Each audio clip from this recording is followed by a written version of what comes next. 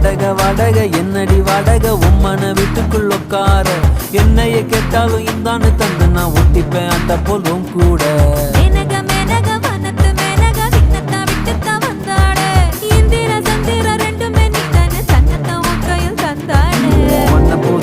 உன்னைய நீ நெஞ்சில் வச்சிருப்பேன் ரொம்ப பத்திரமா சின்ன சிரிப்புல என்ன வளைச்சிட்ட சித்தன வாசலிச்சு